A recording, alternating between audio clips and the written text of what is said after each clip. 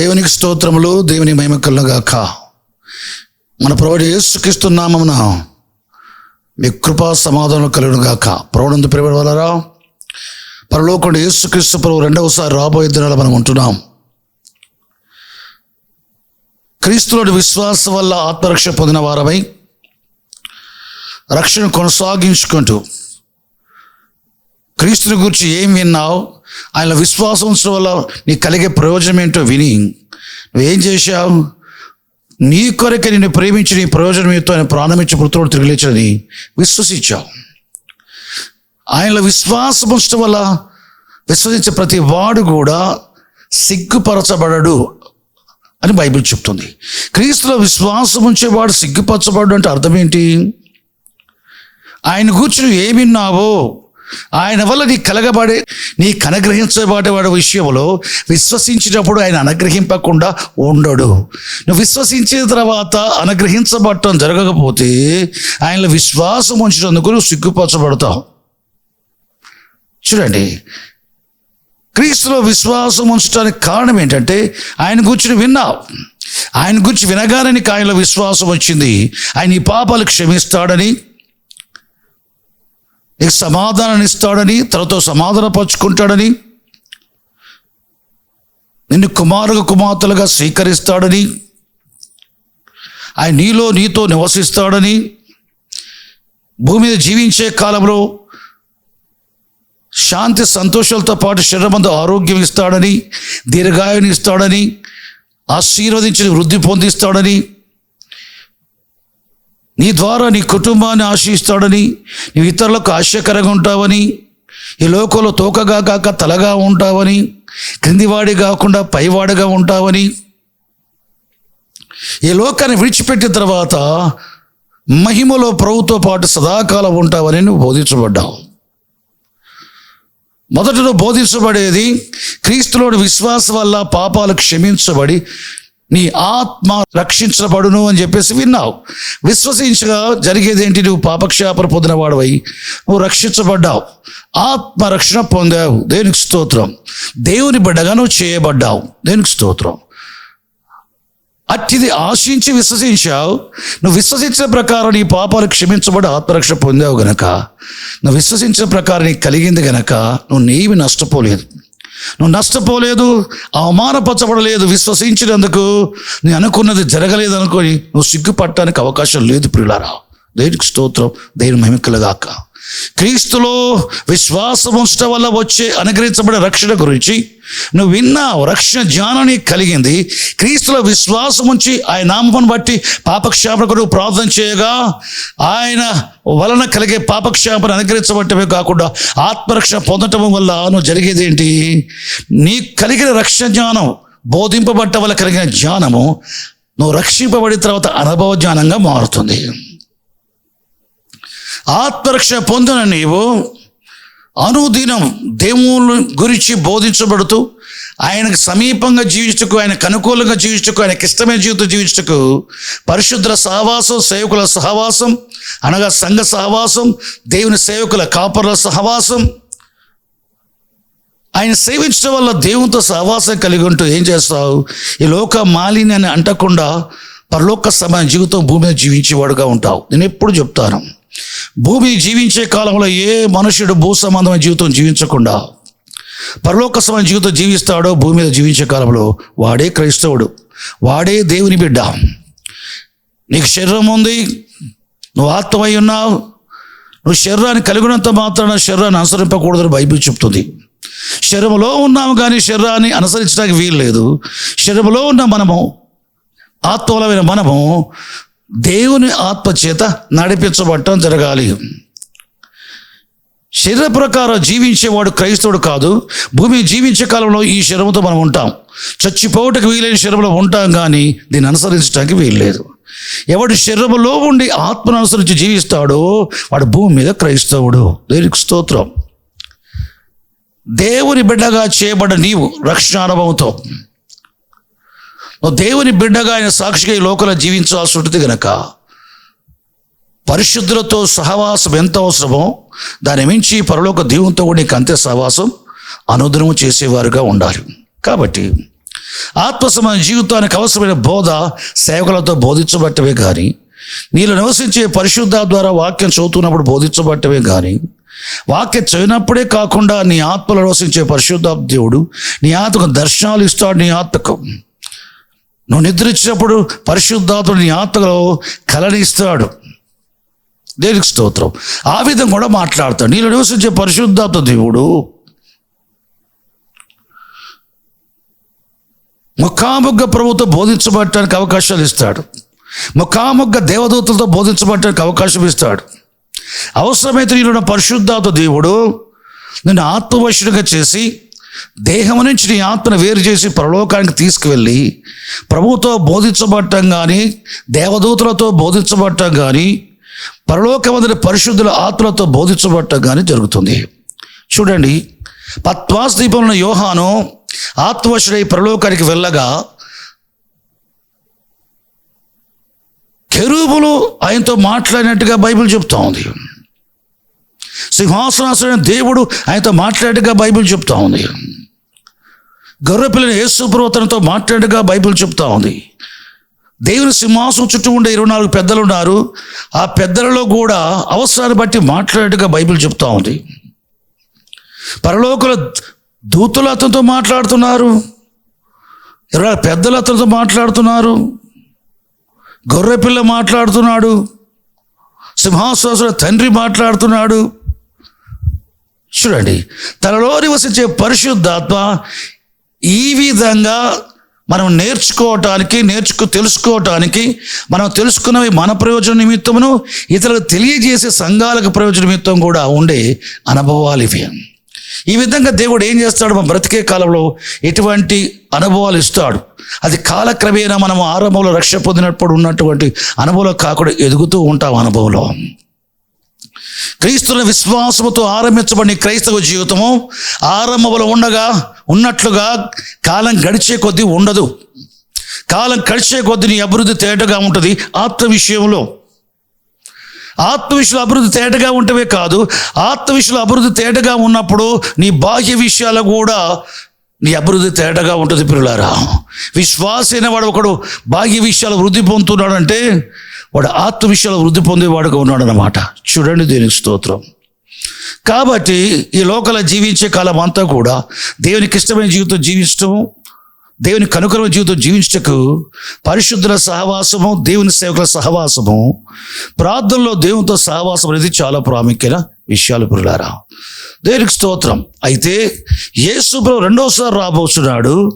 రక్షణ జ్ఞానం ఎంత అవసరమో, నీ రక్షణ కొనసాగించుకోవడానికి దానికి సంబంధించిన జ్ఞానం ఎంత అవసరమో బైబిల్ చెప్తా ఉంది.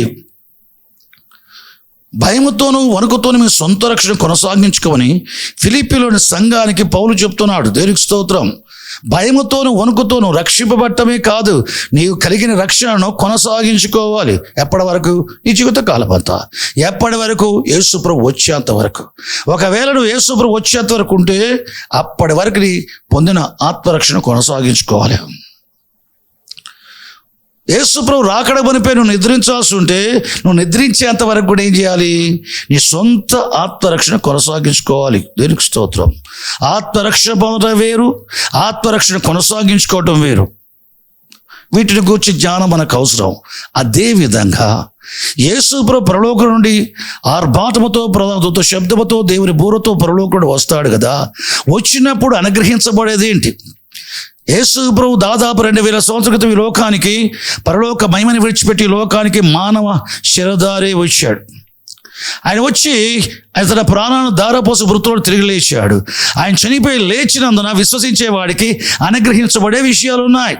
విశ్వసించేవాడు పాపక్షేమం పొందిన వాడై ఆత్మరక్షణ పొందుతాడు. విశ్వసించేవాడు పరిశుద్ధాత్మ బాప్తిసం పొందుతాడు. విశ్వసించేవాడు కృపావరాలతో నిండుకుంటాడు. విశ్వసించేవాడు ఆశ్వాకర ప్రతి మంచి విషయాన్ని అనుభవిస్తాడు. దేవునికి స్తోత్రం. చీకటిలో ఉన్న జనులకు వెలుగుగా ఉంటాడు. అక్కడలో ఉన్న సమాజానికి ప్రయోజనకరంగా ఉంటాడు. సమస్యలో ఉన్న మనుషులకు పరిష్కారం ఇచ్చేవాడుగా ఉంటాడు. పిల్లలారా, దేవునికి స్తోత్రం. ఎంతో ప్రయోజనకరంగా ఉంటాడు. దీనికి స్తోత్రం, దేవుని కలుగాక. అటువంటి జీవితం యేసుప్రభు చనిపోయి లేచినందున అది అనుగ్రహించబడింది. మొదటి రాకడలో ఆయన చనిపోయి లేచినందున అనుగ్రహించబడి దీవెనలు ఉన్నాయి, అనుగ్రహించబడి మంచి విషయాలు ఉన్నాయి విశ్వాసులకి. యేసుప్రభు రెండవ రాకడలో కూడా విశ్వాసులకు అనుగ్రహించబడే విషయాలు ఉన్నాయి ప్రియులారా. కాబట్టి ఆయన రాకమునిపే ఆయన రాకడ గురించి బోధించబడుతూ రాకడలో జరగబోయే విషయాల గురించి కూడా మనం బోధించబడాలి. ఆయన రాకడ మునుపు దినాలు ఏ విధంగా ఉంటాయో కూడా బోధించబడాలి. యేసుప్రభు శరదారు దినాలు ఆయన చెప్పుకొచ్చే విషయం ఏంటి తెలుసా? నోహు దినములలో ఎలాగుండెనో మనిషి కుమార్ రాకడ దినాలు ఆ విధంగా ఉంటాయి. లోతు దినములు ఎలాగుండెనో మనిషి కుమార్ రాకడ దినాలు ఆ విధంగా ఉంటాయి. అనగా యేసుప్రభు రెండవ రాకడ మునుపు దినములు మనిషి కుమార్ దినములు ఎలాగుంటాయో తెలుసుకోవాలంటే నోహు కాలంలో దినములు ఏ విధంగా ఉన్నాయి నువ్వు నేర్చుకోవాల్సి వస్తుంది. లోతు జీవించే కాలంలో సొదొమ గొమొర్రా ప్రాంతంలో అట్టి దినాలలో ఏమి జరిగాయి నువ్వు బోధించబడాల్సి వస్తుంది. వాటిని అర్థం చేసుకున్నప్పుడు నీలో ఉన్న పరిశుద్ధాత్మ దేవుడు ఏం చేస్తాడు? అటువంటి పరిస్థితులు తిరిగి యేసు ప్రభు వచ్చే వరకు మనిషి కుమార్ దినాలు ఉంటాయి నేను నేర్పుతాడు. దీన్ని ఏమంటారు? రాకడకు వచ్చిన జ్ఞానం. యేసు ప్రభు మొదటిసారి వస్తాడా? రెండోసారి భిన్నంగా ఉంటుందా?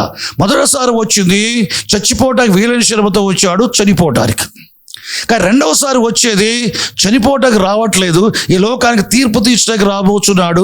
ఆయన అంగీకరించని వారిని, ఆయన నిరాకరించిన వారిని శిక్షించటకు, ప్రదండనం చేయుటకు ఆయన రెండవసారి పరలోకం నుండి రాబోతున్నాడు. మంచి శరాకరతో మొదటి రాకడలో వస్తే మహిమతో రెండోసారి ఆయన రాబోతున్నాడు. ఫిలిప్పీయులకు రాసిన పత్రిక 3:20-21 చూస్తే ఆయన పరలోకం వచ్చినప్పుడు మహిమ శరీరంతో వస్తున్నాడు రాయబడింది ప్రియులారా. దేవునికి స్తోత్రం. ఆయన వచ్చినప్పుడు అంతవరకు విశ్వాసై జీవించే వ్యక్తులకు అనుగ్రహించబడే విషయాలు ఉన్నాయి. కాబట్టి ఏం చేయాలి? మనం బోధించబడాలా. ఆయన వచ్చిన తర్వాత మనకు అనుగ్రహించబడేది ఏంటో నువ్వు బోధించబడాలా. వాటిని బట్టి ఆయన రాకడ నువ్వు ఎదురు చూడాలి. ఆయన వచ్చినప్పుడు ఆయన రెండవ రాకడ బట్టి విశ్వాసం అనుగ్రహించబడే విషయాలు అనుగ్రహించబడతాయి. ఆ తర్వాత ఆయన వచ్చిన తర్వాత నిత్యత్వంలో ఏంటి బ్రతుకుండగానే బోధించబడాలా. కాబట్టి బైబిల్ ఏం చెప్తుందో దేవుని గురించి, దేవుని వాక్యంలో చెప్పబడే విషయాలు నిన్ను గురించి ఏం చెప్తున్నాయి, లోకాన్ని గురించి బైబిల్ ఏం చెప్తుంది, విశ్వాసాన్ని పరిశుద్ధ దేవుని వాక్యం ఏం చెప్తా ఉందో ఈ విషయాలన్నీ కూడా జరక్కవరపై బోధించబడటం అనేది ప్రయోజనం ప్రియులారా. కాబట్టి ఒక 3 విషయాలు నేను క్లుప్తంగా చెప్తాను. ఒకటి, పరిశుద్ధ గ్రంథంలో ఆదికాండం మనం చూసినట్లయితే 1వ అధ్యాయం 26-27 చూస్తే దేవుడు ఈ విధంగా అంటున్నాడు, మన పోలిక చొప్పున మన స్వరూపమందు నరులను చేయుదము చేస్తాను అనలేదు, చేయుదము. మన పోలిక చొప్పున దేవుడు అంటున్నాడు. దేవుడు ఎవరితో అంటున్నాడు? మన అని చేయుదుము అని ఎవరితో అంటున్నాడు? మన పోలిక స్వరూపమందు నరులను చేద్దామని తండ్రి కుమార పరిశుద్ధాత్మలు మాట్లాడుకుంటున్నారు. దీనికి స్తోత్రం. మన పోలిక చొప్పున మన స్వరూపమందు నరులను చేద్దాం అంటే తండ్రి పోలిక ఉంటుంది, కుమారుని పోలిక ఉంటుంది, పరిశుద్ధాత్మ పోలిక ఉంటుంది. దేవుడు మొదట తన పోలిక అని చెప్పలేదు, మన పోలిక చొప్పున.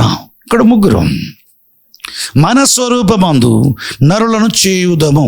చేస్తాను అంటే ఒక్కడవుతాడు, చేయుదము అంటే ఒకరికంటే మించి 3. తర్వాత 27వ వచనం చెప్తుంది, దేవుడు తన పోలిక చొప్పున అంటే 3 ఏకమైన ఒక వ్యక్తి. తన పోలిక చొప్పున తన స్వరూపమందు నరులను చేశాను, స్త్రీగా పురుషుడిగా చేశాను. దేవునికి స్తోత్రం. దేవుని పోలిక స్వరూపమందు సృజించబడ్డ స్త్రీ పురుషుడు ఆదామవలు దేవుని ఆజ్ఞను అతిక్రమించినంత వరకు కూడా వారు దేవుని పోలిక స్వారూప్యాన్ని కలిగి ఉన్నారు.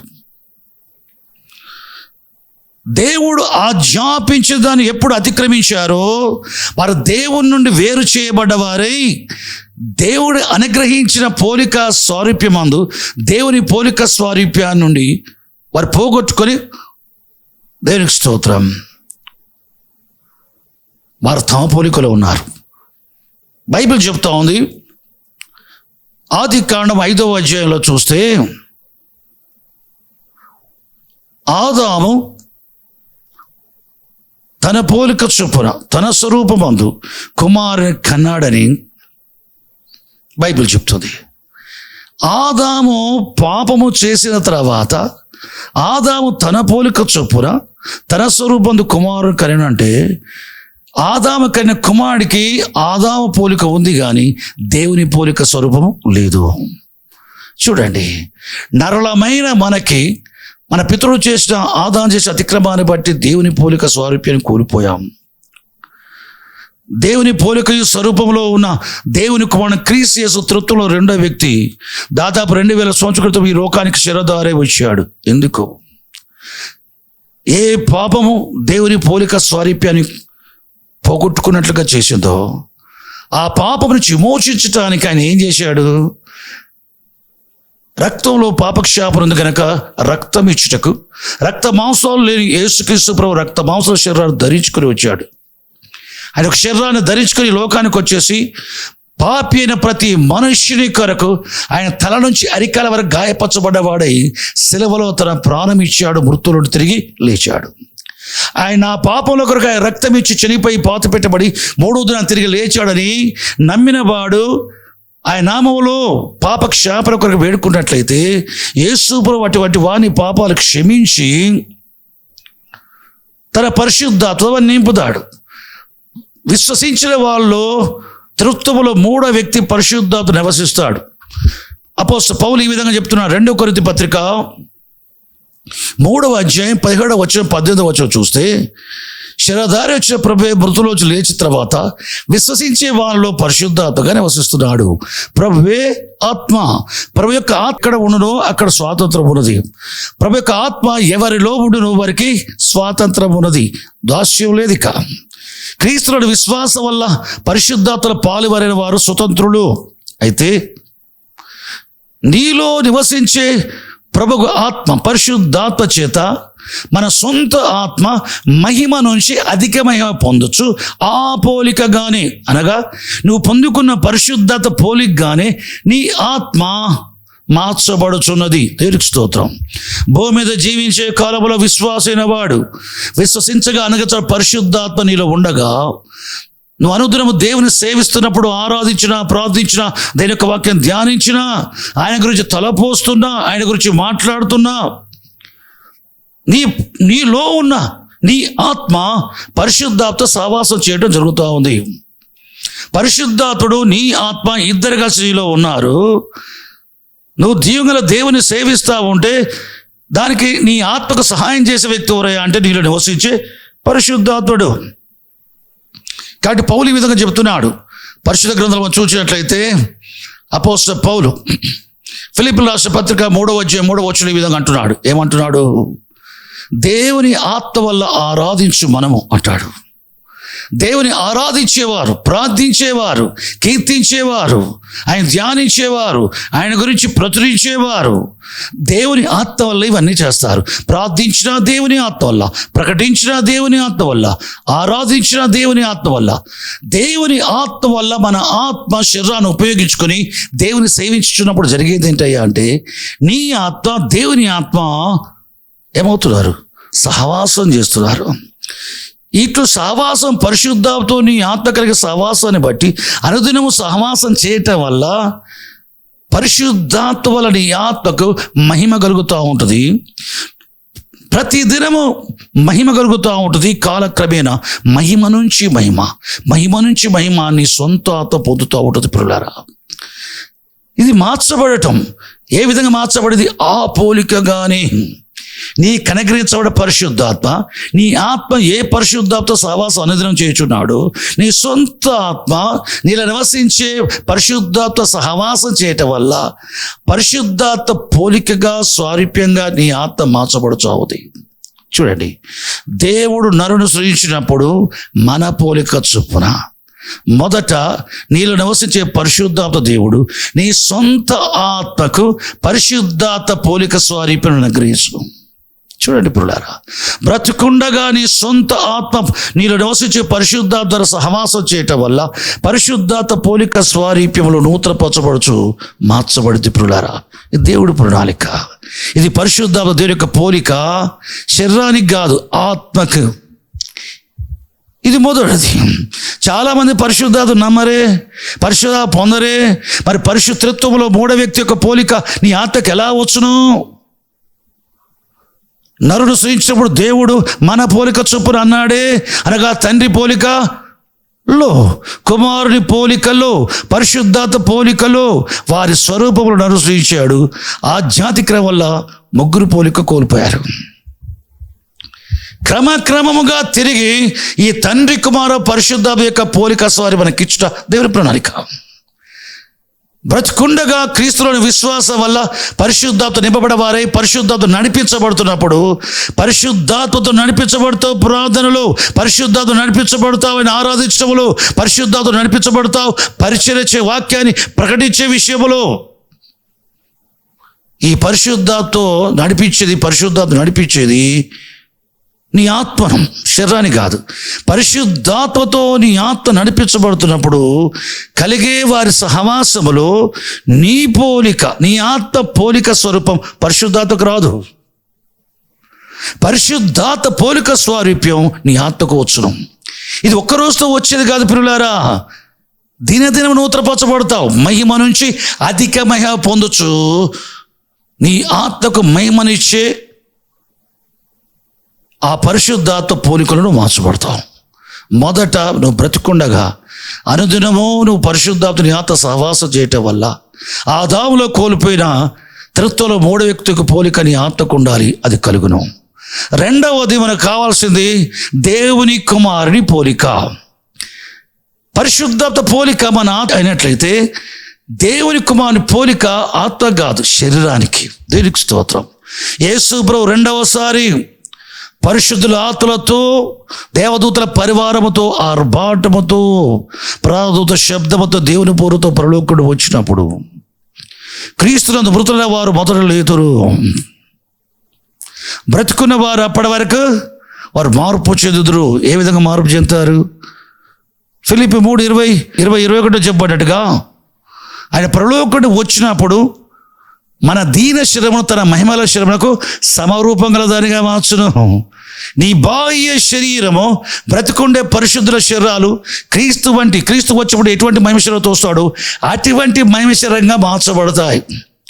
మరి అంత మునుపు చచ్చిపోయేవారు పరిశుద్ధులు క్రీస్తు వచ్చినప్పుడు ఏం చేయబడుతుంది? దేవుని బూరతో ఆయన వచ్చినప్పుడు బూర శబ్దంలో జరగబోయేది ఏంటి తెలుసా?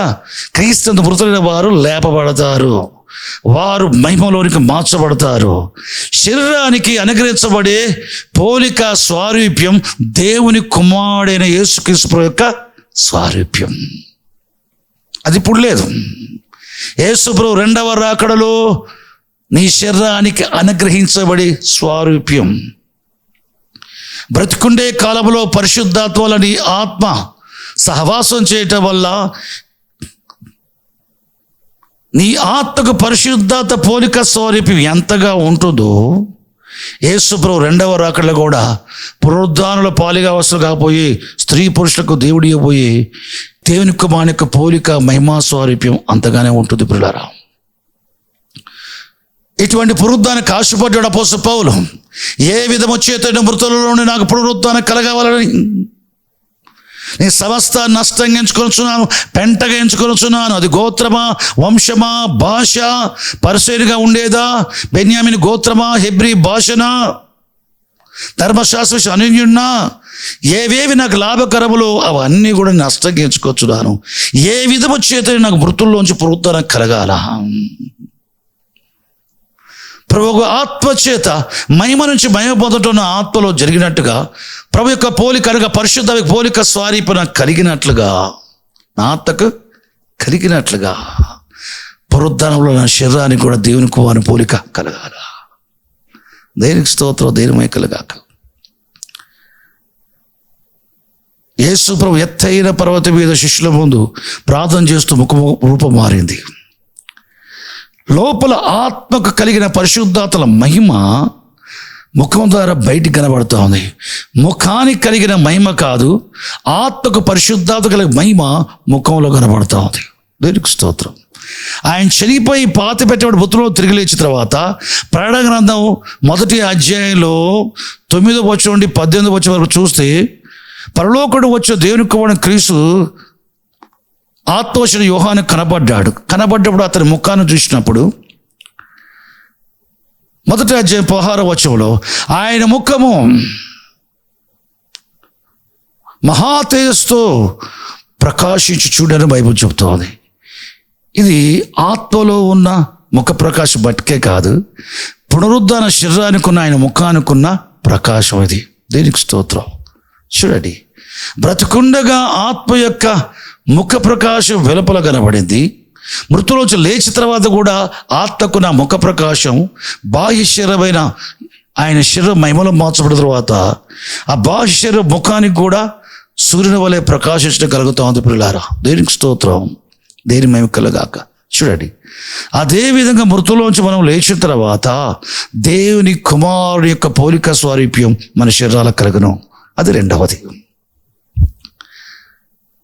బైబిల్ చెప్తా ఉంది. ప్రస్తుతం మనం కొలస్సీ పత్రిక మొదటి అధ్యాయం 13వ వచనం చూస్తే, ఆయన మనం ప్రేమించి తన కుమారు యొక్క రక్తం ద్వారా మన పాపలు విమోచించి ఆయన కుమారు రాజ్య నివాసులుగా చేశాను. మనం దేవుని కుమారుని రాజ్య నివాసులుగా మనం చేయబడ్డాం.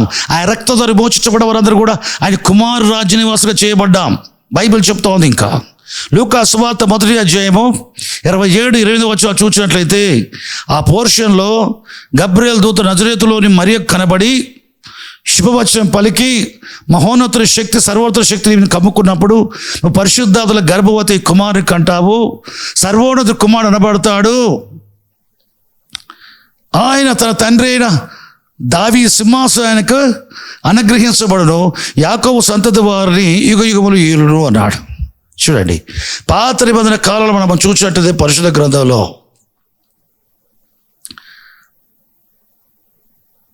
మొదటి వృత్తాంత గ్రంథం 29వ అధ్యాయం 23వ వచనంలో సొలొమోను చెప్పే మాట, నా తండ్రికి అనుగ్రహించ యెహోవా సింహాసనం అందు నన్ను కూర్చుండబెట్టెను. దావీదు కూర్చుంది, అది యెహోవా సింహాసనం అట. చూడండి, కాబట్టి యేసు ప్రభువు రెండవ రాకడలో యెరూషలేములో యెహోవా సింహాసనం ఎవరికి ఇవ్వబడింది? దావీదు సింహాసనం యేసు ప్రభువుకి ఇవ్వబడిద్దని గబ్రియలు దూత మరియతో చెప్పడం జరిగింది. ఆయన తండ్రి దావీదు సింహాసనం ఆయనకి ఇవ్వబడుతుంది. యెరూషలేములో ఉండి ఆయన ఏం చేస్తాడు? రాజ్యం చేస్తాడు. అది కుమారు రాజ్యం. బాహ్యంగా పిలాతు ముందు ఉన్నప్పుడు నువ్వు రాజువా అంటే నీవన్నట్టే, కన్నా రాజ్యం ఇహ సంబంధమైనది కాదు. ఇహ సంబంధమైన రాజ్యం హేరోద్ది, ఇహ సంబంధ రాజ్యం నీది, ఇహ సంబంధ రాజ్యం బైడెన్ది, ఇహ సంబంధ రాజ్యం పుతింది. నా రాజ్యం ఇహ సంబంధమైంది కాదు, నా రాజ్యం ఆత్మ సంబంధమైంది. చూడండి, విశ్వసించి ఆత్మరక్ష పొందిన వారు భూమి మీద దేవుని రాజ్యం, ప్రభు రాజ్యం, ఆయన కుమార్ రాజ్యం. దేనికి స్తోత్రం, దేని కలుగాక. పునరుత్థానం తర్వాత మహిమలో మార్చబడ్డప్పుడు యేసుక్రీస్తు ప్రభు యెరూషలేములో ఉండి ప్రపంచాన్ని పరిపాలిస్తాడు, ఇజ్రాయేలును పాలిస్తాడు, ప్రపంచాన్ని పరిపాలిస్తాడు 1000 సంవత్సరాలు. అది కుమారు రాజ్యం. దేనికి స్తోత్రం. 1000 సంవత్సరాలు అయిపోయిన తర్వాత జరిగేది ఏంటి? నిత్యమైన తీర్పు విధించిన తర్వాత ఆ తర్వాత సమస్తంపైన తండ్రి చేత అనుగ్రహించబడే అధికారం ప్రభువుకుంది. సమస్తాన్ని దేవుని కుమారుడికి దేవుడు లోబర్చాడు.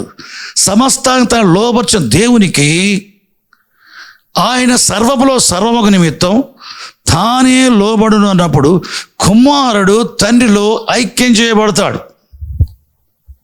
చూడండి, యేసుక్రీస్తు 2000 సంవత్సరాల క్రితం మృతులోంచి లేచినప్పుడు ఆయనకు మహిమ శరీరం ఉంది, రక్తమాంస కూడకు శరీరం కూడా ఉంది. తలుపులు మూసుకుంటే లోపలికి వస్తాడు.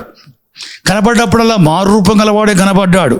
మరియకు మొదట మారు రూపం గలవాడే, ఎమ్మాయి మార్గం పోయి శిష్యులకు మారు రూపం గలవాడే. శిష్యులు 3వసారి కనపరుచుకున్నప్పుడు వారి చేపలు ఏం దొరకలేదు, రాత్రంతా పడితే ఉదయాన ఉండి ఆయన ఏం చేస్తున్నాడు? మారు రూపం గలవాడే కనబడుతున్నాడు.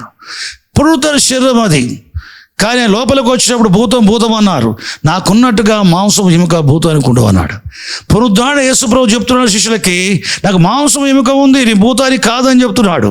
అనగా పునరుద్ధారణ యేసుక్రీస్తు ప్రభుకి పాత శరీరం కూడా ఉంది. యేసుప్రభు రెండవ రాకడలో పరిశుద్ధులు మృతుల లేచినప్పుడు ఈ శరీరం ఉంటుంది, ఈ శరీరంతో కప్పబడే పరలోక శరీరం కూడా ఉంటుంది. అది మహిమ.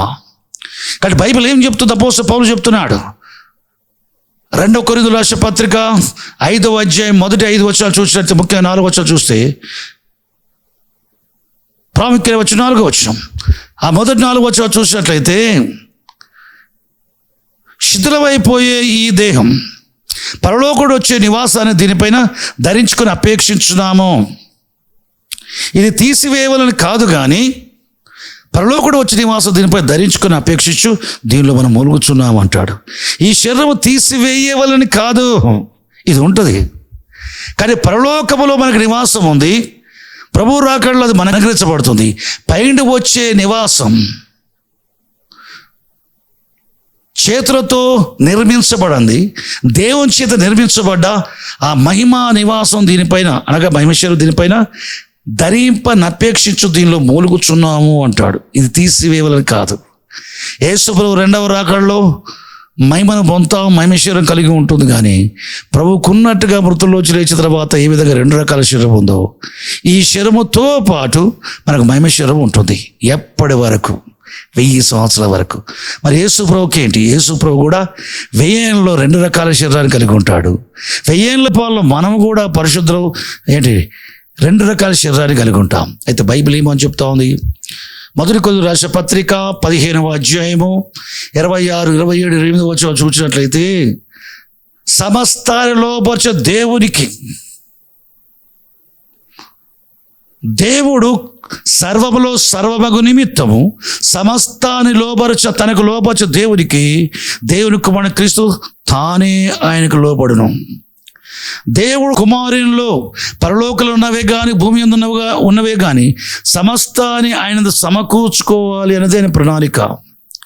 పరలోకలు ఉన్నవే కానీ భూమి మీద ఉన్నవే కానీ క్రీస్తులో సమస్తాన్ని సమకూర్చుకున్నప్పుడు, క్రీస్తులో సమస్తము సమకూర్చబడ్డప్పుడు, సమస్తము క్రీస్తులో సమకూర్చబడిన తర్వాత, దేవుని కుమారుని క్రీస్తు సమస్తాన్ని కలిగి ఉన్న తర్వాత, సమస్తముతో కూడా దేవుడు తండ్రి కుమారు యందు సమస్తములో, అనగా సర్వములో సర్వము నిమిత్తము సమస్త లోబచ్చు దేవునికి తానే లోబడును. అంటే దేవుని కుమారుడు క్రీస్తు తండ్రిలో ఐక్యము చేయబడును. ఇది 1000 ఏళ్ల పాలన తర్వాత, నిత్యమైన తీర్పు తర్వాత. దేవునికి లోబడును అనే మాటల అర్థం ఏంటంటే, తండ్రి అయిన దేవునిలో దేవుని కుమారుడు క్రీస్తు ఐక్యము చేయబడును. దేవుని కుమారుని మనం అందరం కూడా మహిమలో ఐక్యం చేయబడ్డప్పుడు, అప్పుడు 2 రకాల శరీరము దేవుని కుమారుడు క్రీస్తుకు ఉండదు, 2 రకముల శరీరము మనకు ఉండదు. తండ్రి దేవుడు ఏ మహిమతో ఎట్లా ఉన్నాడో కుమారుడు ఐక్యం చేయబడతాడు. క్రీస్తు ద్వారా దేవునికి కుమారులుగా చేయబడ్డ మనమందరం కూడా క్రీస్తు తండ్రితో ఐక్యం చేయబడ్డప్పుడు మనము కూడా 2 రకాల శరీరం కలిగి ఉండకుండా ఏం చేయబడతాము? తండ్రి వలే కుమారుడు చేయబడేట్టుగా తండ్రి వలే మనం కూడా చేయబడతాం. ఆ తర్వాత ఉండబోయే దేవుని రాజ్యం తండ్రి రాజ్యము అని కుమారుడు చెప్పాడు. మత్తయి సువార్త 13వ అధ్యాయము 43వ వచనం, గురుగులు గోధుమల ఉపమానం చెప్పిన తర్వాత చివరికి యేసుప్రభు చెప్పాడు, నీతిమంతులు తండ్రి రాజ్యములో, ఎవరి రాజ్యం? తండ్రి రాజ్యములో సూర్యుని వలె తేజరిల్లుదురు. దేవునికి స్తోత్రం. కీర్తనలు 84వ కీర్తన 11వ వచనంలో, యెహోవా సూర్యుడును కేడమునై ఉన్నాడు, ఆయనతో సహవాసం చేసి పరిశుద్ధాత్మ వల్ల ఆయన ఆత్మ సూర్యుని వలె ముఖము ప్రకాశం చేయబడింది బ్రతుకుండగా యేసుప్రభుకి. మృతుల్లోంచి లేచిన తర్వాత కూడా బాహ్య పురుషుకు సూర్యుని వలె చేయబడింది. తండ్రి రాజ్యములో నీతిమంతులు సూర్యుని వలె, అంటే తండ్రి వలె, అనగా తండ్రి యొక్క పోలిక స్వరూపం. తండ్రి రాజ్యం 1000 ఏళ్ల పాలన తర్వాత నిత్యత్వంలో తండ్రి రాజ్యములు. దేనికి స్తోత్రం, దేని కలగాక. దేవుడు నరుని స్త్రీగా పురుషుడు సృజించింది తండ్రి కుమార పరిశుద్ధ పోలికలో కోల్పోయింది ఒకేసారి తిరిగి రాట్లా, క్రమక్రమముగా తాను పంపిన కుమారుని యందు విశ్వాసం ఉంచడం ద్వారా అనుగ్రహించబడే పాపక్షాపన పరిశుద్ధాత్మ బాప్తిసాన్ని బట్టి నీలో ఉన్న పరిశుద్ధాత్మ యొక్క పోలిక మొదటి ఆత్మకు, ప్రభు రెండవ రాకడలో పునరుద్ధరణలు పొందవే మహిమని బట్టి నీ శరీరానికి దేవుని పోలిక స్వారూప్యము, 1000 ఏళ్ల పరిపాలన తర్వాత సమస్త లోపచ్చ దేవునికి కుమారుడు లోపడ్డప్పుడు కుమారు యందు మనం కూడా లోపచ్చబడ్డ వారమై దేవుడు సర్వములో సర్వమైనప్పుడు అందరూ దేవుని వలె మార్చబడతారు. తండ్రి పోలిక స్వారూప్యం అనుగ్రహించబడను. తండ్రి అయినది దేవుడిని యెహోవా ఎట్టి మహిమతో ఉన్నాడు శరీరం లేకుండా, కుమారుడు శరీరముతో రక్తమాంస శరీరముతో ఉన్నాడు, మహిమతో ఉన్నాడు. తండ్రి అటువంటి శరీరంతో లేడు, మహిమతో ఉన్నాడు. కాబట్టి సమస్తాన్ని లోపచ్చు దేవునికి లోపరచబడ్డప్పుడు కుమారుడిని యేసు ప్రభువుతో పాటు మనమును అప్పటి వరకు 2 రకాల శరీరాన్ని కలిగి ఉంటాం. ఆయన లోపరచబడ్డప్పుడు ఆయనతో పాటు మనము తండ్రి వలె మహిమతో మనం ఉంటాం. తండ్రి రాజ్యంలో తండ్రి వలె ఉంటాం, కుమారుని వలె ఉంటాం, పరిశుద్ధాత్మ వలె ఉంటాం, అన్నీ కలిపి దేవుని వలె ఉంటాం. దేనికి స్తోత్రం, దేవుని మైకలుగాక. బైబిల్ స్పష్టంగా చెబుతా ఉంది. పరిశుద్ధ గ్రంథంలో చూసినట్లయితే జకర్యా గ్రంథం 14వ అధ్యాయం 9వ వచనం చూస్తే ఆ దినమున తండ్రికి కుమారుడు, తండ్రి సర్వములో సర్వము నిమిత్తము కుమారుడు తండ్రికి లోపడ్డప్పుడు, కుమారుడు తండ్రిలో ఐక్యం చేయబడ్డప్పుడు ఆ దినమున యెహోవా ఒక్కడే అనియు ఆయనకు పేరు ఒక్కటే అనియు తెలియబడును. ఇక ముగ్గురు లేరు, తండ్రి కుమార పరిశుద్ధ ముగ్గురు లేరు. దేవునికి స్తోత్రం. ఆయన ప్రణాళిక నెరవేర్చుకోవటానికి ఆయన చేసిన పని ఇది. దేవునికి స్తోత్రం, దేవుని కలగాక. దేవుడు ఒక్కడే ఆయన త్రిత్వంగా తాను ఉద్దేశించి దాన్ని చేసే మునుపు త్రిత్వంగా మారాడు, త్రిత్వముగా సృష్టిని చేశాడు, త్రిత్వం అయ్యుండి సృష్టి నిర్వహిస్తున్నాడు, త్రిత్వంగా యుగాన్ని సమాప్తి చేస్తాడు. యుగ సమాప్తి తర్వాత నిత్యత్వంలో త్రిత్వంగా ఉండరు. చూడండి, ఒకే దేవుడు, ఒకే ప్రజ. తండ్రి రాజ్యములో, దేవుని రాజ్యములో దేవుని వలె నీతిమంతులు సూర్యుని వలె తేజరులుదురు. దేవునికి స్తోత్రం, దేవుని కలుగాక. ఆదాములో కోల్పోయింది 3 దశలుగా మనం తిరిగి సంపాదించుకోవడం జరిగింది. పిల్లరా, ఇది దేవుని ఆలోచన. దేవునికి స్తోత్రం, దేవుని కలుగాక. ఇవన్నీ తర్వాత బోధించబడటం కాదు. యేసు ప్రభు రెండవసారి రాక మునిపే ఇవన్నీ మనం బోధించబడాలా. ఈ దినముల గూర్చి, ప్రభు రాకడ గూర్చి, ప్రభు రాకడలో పొందబోయే వాటిని గూర్చి, అవిశ్వాసులకేంటి, విశ్వాసులకేంటి, విశ్వాసులకు ప్రభు రాకడ అనుగ్రహించబడేది ఏంటి, ఆ తర్వాత ఏంటి, ఆ తర్వాత ఏంటి, నిత్యత్వంలో ఏంటి, నిత్యత్వంలో దేవుడు ఏంటి, నిత్యత్వంలో మనం ఏంటి. దేనికి స్తోత్రం, దేని మైకలుగాక. తండ్రి దేవుడు క్రీస్తు యేసునందు బోధించబడే ప్రకారము విశ్వసించి నిరీక్షగల వారే జీవించినట్లుగా మనకందరికి కృప దయచేయునుగాక. ఆమేన్, ఆమేన్. ప్రార్థన చేసుకుందాం. పరిశుద్ధమైన తండ్రి, పరలోకమున మా ప్రభువా, నీకు స్తోత్ర ఘనత ప్రభావం తెలుస్తాం. నీ కరుదృష్టి మాపై నిలిపి మాకు బోధించినందుకై కృతజ్ఞతలు తెలుస్తున్నాయన. ప్రభువా, నీ మహా కరికరాన్ని బట్టి నీ దృష్టి మాపై నిలిపి అంచె దినాలలో, నీ రాకడ మునుపు దినాలలో మేము ఏమి నేర్చుకోవాలా. ఒకప్పుడు సంఘాలు బోధించబడ్డాయి, అవి బైబిల్ రాయబడ్డాయి నాయన. ఆ విషయాలు ప్రభువా క్రమక్రమంగా నీ రాకడ సమీప కొద్ది మాకు బోధిస్తున్నందుకు స్తోత్రాలు తెలుస్తున్నాయి ఆయన. నీ వాక్యాన్ని బట్టి స్తుతిస్తున్నాం. ఇంకొన మాకు బోధించిన అనేక విషయాలు మా ప్రభు నీకు స్తోత్రాలు తెలుస్తాం. నీవు తప్ప మాకు వేరే లోకం లేకుండా నీవే మా లోకం అన్నట్టుగా మా జీవితాలు ఉంటే కృప దయచేయండి ప్రభువా. దేవుని వాక్యాన్ని ప్రార్థన ఏకవిస్తపై చేతులు ఉంచండి, ఆశీర్వదించండి. నీ సమాధానం వారికి, వారి కుటుంబాలకు దయచేయండి. నీ వలన ఆరోగ్యం వరకు దయచేయండి ప్రభువా. యేసుక్రీస్తు ప్రభు నామములో వారి వ్యాధులన్నింటినీ తొలగించండి. తెగుళ్ళ భయం తొలగించండి, మనుషుల భయం తొలగించండి, దయ్యముల భయం తొలగించండి. సమస్త భయాలు తొలగించి నిర్భయంగా నేను సేవించుటకు రక్షణానుభవం దయచేయండి. యేసుక్రీస్తు ప్రభు నామములో ఆర్థిక దీవెనలు దయచేయండి, వస్తు వాహనాలు అనుగ్రహించండి, కుటుంబాలు శుభకార్యాలు జరిగించండి, సొంత గృహం అందరికీ దయచేయండి, ఏ కాంగ్లో సంసారాలుగా చేయండి. వారికి ఏం అవసరం ఉన్నా అనుగ్రహించండి ప్రభా. నువ్వు అనుగ్రహించినందుకే నీ కృతజ్ఞాసం చెల్లిస్తాము. నీ సమస్త మహిమ ఘనత ప్రభావం చెల్లిస్తూ యేసుక్రీస్తు పేట ప్రార్థిస్తున్నాం పరమ తండ్రి. ఆమేన్, ఆమేన్. సువార్త సమయం, కృపకాల సందేశం, ఆ యేసు వాక్యం విశ్వాసికి నవజీవం. సువార్త